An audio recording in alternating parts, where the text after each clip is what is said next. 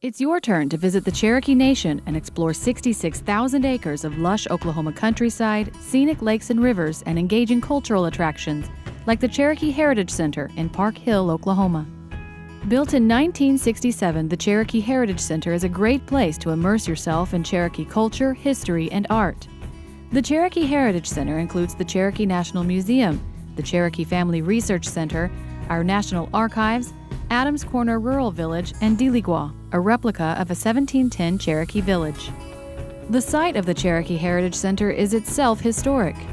It's built on the original grounds of the Cherokee National Female Seminary, the first institution of higher learning for women west of the Mississippi.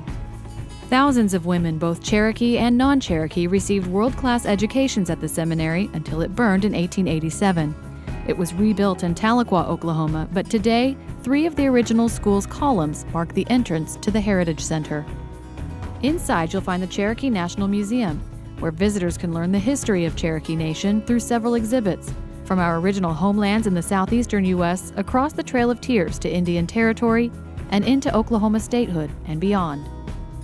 The gallery space at the Heritage Center is home to the annual Cherokee Homecoming Art Show and Sale and the Trail of Tears Art Show, as well as other temporary and traveling exhibits. Diligwa is the most popular cultural attraction in the Cherokee Nation.